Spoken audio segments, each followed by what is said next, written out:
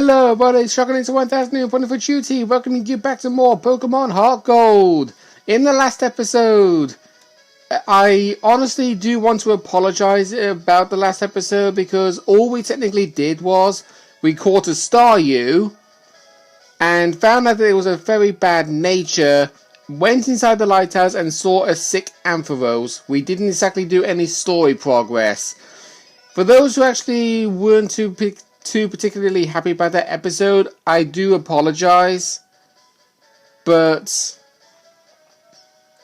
honestly, there's nothing I could basically do about that. I mean, sometimes we do have our flaws, we do have our upsides, so off camera, I did a lot of stuff. I caught another Staryu, and it was holding on to a Stardust, which is a good selling item if you are struck for cash. The Staryu, though, is a naive nature, which is plus speed minus special defense. And I know you're probably thinking, why did I replace the plus physical attack minus special defense for minus special defense plus speed? To be honest, Staryu and his evolved form are not physical attackers, they are special attackers. And secondly, they are really, really fast. And it's got Water Gun, Rapid Spin, Recover, and Swift. It actually learns Swift. In fact, most of my Pokemon actually learned moves by leveling up, but I didn't exactly teach them it. Ferdinand, I think at level 25, wanted to learn Payback, which I taught. Pinsir learned, I thought he learned one of those moves, but he doesn't. But yeah, they wanted to learn a lot of moves. All of them, I basically said no, because they're not really good moves. I mean, Fugo wanted to learn Smokescreen, which I wouldn't recommend unless you're trying to catch legendary Pokemon, but we're not actually trying to catch legendary Pokemon at the minute. Also, I took the liberty of going to the Pokeathlon Dome and I bought a Water Stone. Water Stones are actually what you need to evolve Staryu into Starmie. And the only way you can get a Water Stone in the game is, believe me when I say this, in the post-game. The only way you can get a Water Stone is in the post-game, unless you go to the Pokeathlon Dome and buy it for 2,500 points, providing it's in the store, because it shows up at a random day. Also, I went to the Goldenrod Game Corner and I bought the TMs with Thunderbolt and Ice Beam. And these are actually really good moves that I actually want to teach to Starfy. I would teach them to Gengar, but honestly, I'd rather teach it to Staryu. We'll get rid of Rapid Spin. I mean, Rapid Spin actually is a good move. It gets rid of moves like Bind, Wrap, Leech Seed, Spikes. But those moves are going to be very, very rarely used now by the AI in this game. And also, Ice Beam is actually a really good move to teach the majority of water types, because they are actually able to beat their weaknesses to grass. And we are going to replace Recover. I mean, Recover is a good move also. It recovers half health of the Pokemon's max. So Starfy's current HP is 55, but it then becomes half being 23. Because half of 55 efficiently is 22.5, rounded up to the nearest decimal is 23. Yeah, no, I can be a maths nerd sometimes. But also,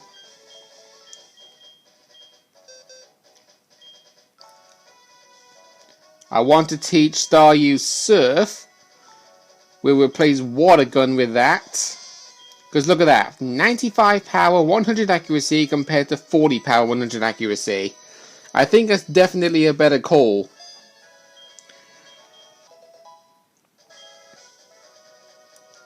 Alright. There we go. We got everything prepared. Now, one thing I can honestly say, there is actually one more move I do want to teach Staryu, but unfortunately it doesn't learn it by leveling up. It can only learn it by TM. And the TM for it is not an easy TM to find. Anyway, I should actually ignore something real quick. If you're looking for trainers of interest to battle in this game, and I haven't been pointing them out, I'm going to point them out specifically for this bit. This guy has a Mr. Mime on his team, and on Route 39, any one of these two trainers that are running back and forth have a Pikachu on their team. Just as a heads up to point out. So, this time, officially, not efficiently, we're going to be going up to the lighthouse and challenge the trainers. I did say I was going to do them off camera, but then I realized I don't really want to waste time doing that because there are actually items to be found here and I want to show them on camera. So that means we're going to have to challenge the trainers. I will try my best to avoid the non-important battles, like, say, battles that are, required, like this guy I'm battling right now. If there's, a spinner or anything, I'll try my best to avoid them. But if I can't, then that's basically based on misjudgment.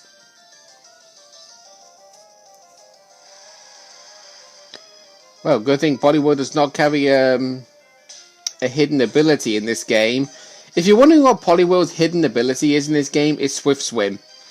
Swift Swim basically doubles the speed of a Pokemon's speed. Yeah, I didn't think outside the box there. Oh yeah, these trainers on this floor, both of them will actually ask for a phone call. And I think they're both basically for wanting to do a rematch. No, I'm not a wimp, buddy. It's just you're too weak. Now, here. Yeah. No doubt about it, he was going to turn even if I took the other way. I find that to be a troll thing, really. It's like, I'm looking at the wall, I know he's coming, I wait for it, and then BAM! Hello. Yeah, so I don't really sound much of an enthusiastic person because I actually had a rude wake up this morning. I was minding my own business, fast asleep, and then all of a sudden I heard somebody making a loud noise in their back garden. It sounded like they were using a machine to cut down trees, or they were trimming bushes or trimming the grass in their garden or whatever. I don't know what it was. But they were making far too much noise and they woke me up. And usually, as you can tell, when somebody gets woken up, disturbed in their sleep, they are more likely known to be grouchy. So if I do sound grouchy, I do apologize ahead of time, okay? Because I'm not commonly known to be grouchy. And yeah, I've kind of been ignoring this battle that's been going on lately. I mean, this bird keeper is basically like one of those fishermen you find in every single Pokemon game, where they have an entire team of Magikarps, except this guy has an entire team of Pidgey. At least on the plus side, it gives more experience than Magikarp does, because I think Magikarp normally gives about 80 experience, roughly.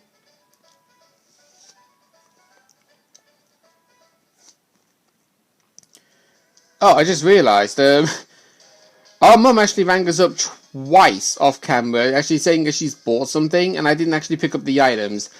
When we're done with this, I actually will go down there. Oh. I thought the previous floor was actually where it had that open gap. Okay, never mind. You can't avoid any of these trainers, so yeah, it's going to be constant battling. There's the first item in the lighthouse. And it requires challenging this trainer with a Marill in order to get.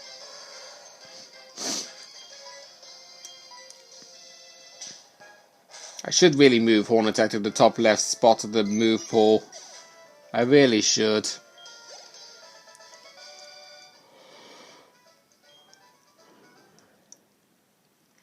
Right, I think I'm going to do that right now, actually.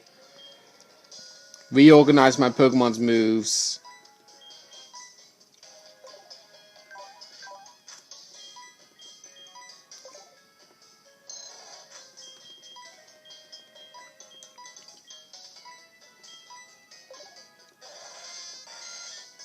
Okay, you're perfectly fine. You're gonna Shadow Ball moved up there and basically just do that basically. There we go. Now for your trouble with beating her, you will get TM87 Swagger. This actually is an interesting move because it's kind of like a jack of all trades. You sharply raise your opponent's physical attack stat, but you'll cause confusion to them in the process. And the reason why it's like a jack of all trades is because, as you can pretty much tell, and I can testify this to every one of us, we all play Pokemon games. The AI gives us a status condition like paralysis, confusion, or attraction. You have a 50% chance of either being fully paralyzed, hurt yourself with confusion, or immobilized by love,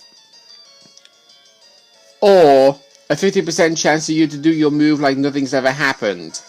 Every single time when we, human players, get given any of those status conditions, we always hurt ourselves with confusion, we are always fully paralyzed, and we are always immobilized by love. But our opponents, the AI, never, ever, ever get that 50% bad thing. They always get to move regardless of what happens. And yes, it is really, really annoying.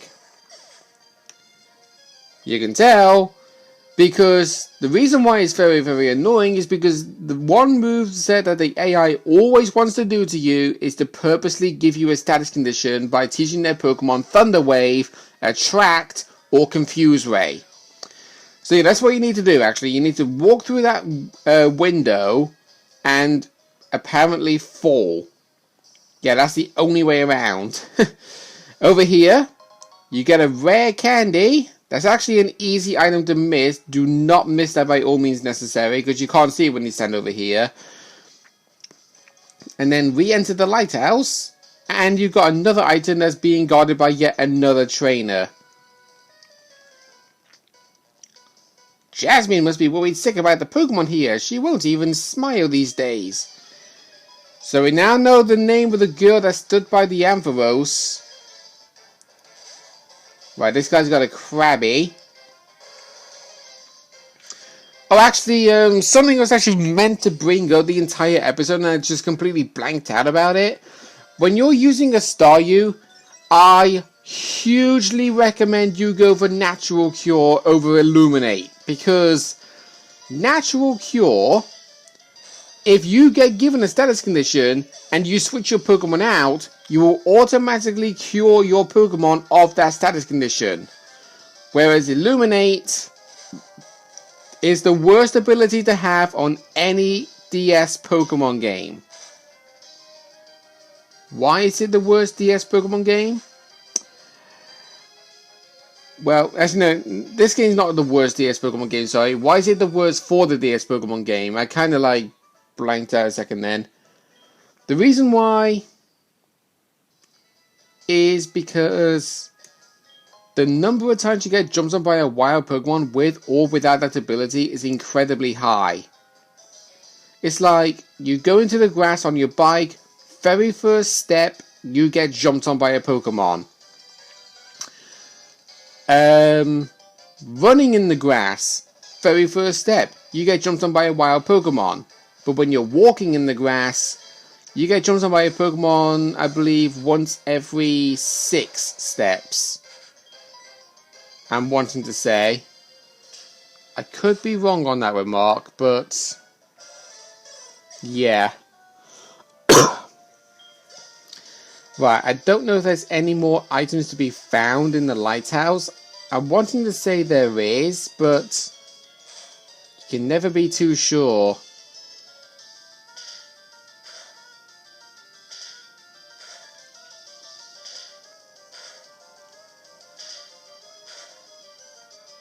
Okay, that's another thing that's kind of annoying. You use moves like Double Hit, Fury Attack, Bullet Seed or whatever. It has a 2 to 5 hit combo. When you use it, you always get 2. When the AI uses it, they always get 5. Always. Yes, it gets very, very annoying. So annoying is the fact that it actually just wastes your time. That's why whenever I'm off camera and I'm doing these training montages or whatever to myself, the one thing I always do, whenever somebody... Alright, I'm going to finish off what I'm saying. Whenever a Pokemon uses a move like that, I always spend my spare time by either watching TV or watching clips on YouTube while they're doing that, because I don't want to be bored doing 1 hit, 2 hits, 3 hits. You can see what I mean. It gets really, really repetitive. But this is actually a good move to teach to your Tauros. Sen Headbutt. Reason why? It covers his one and only weakness to fighting. It's 80 power, 90 accuracy with a chance to flinch. And you know me when it comes to using moves as inaccurate, that has a chance of missing. 5% chance of missing, or a 10% chance of missing, or whatever. First turn using it, I always miss. Yeah, it gets very, very annoying. But honestly, when it comes to teaching him moves that beat his weaknesses, I've got no choice but to go alongside with it. Okay, no item in here. But there is an item there. And I think this is the last floor before we get to the Ampharos.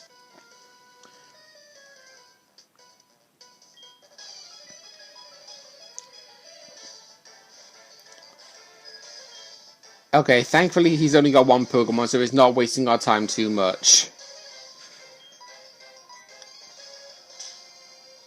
We use Horn Attack again. And there we go. 60% chance to hit with Hypnosis, and he got it first try.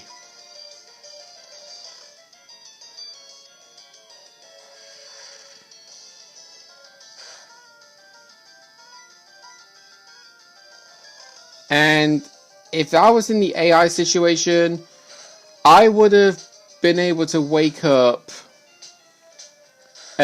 immediately on the end of turn 2 there. But I didn't. Instead I woke up on turn 3.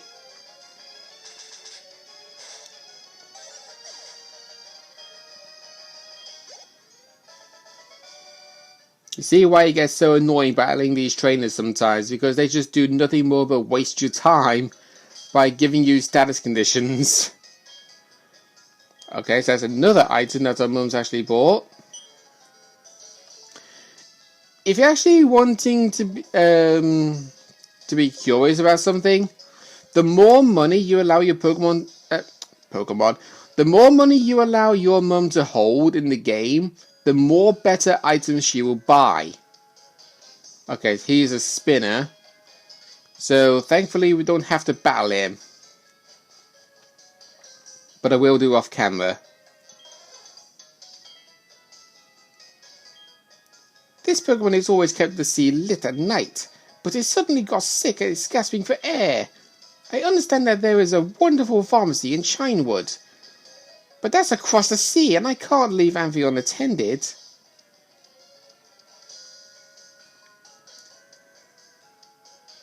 Alright, so yeah, this is Jasmine. She doesn't want to leave Ampharos alone, and I can understand why. I mean, I would feel the exact same situation, but as long as Ampharos has got somebody looking after him, that's perfectly fine with me. We got told there was a pharmacy across the sea near Chinewood City, and in order to battle Jasmine, to a gym battle, because yes, Jasmine is the gym leader in this town, we need to get that medicine for Ampharos. Next time in Pokemon HeartGold, we will make our way towards Chinewood City, knowing that that's where we need to go next. See you guys then.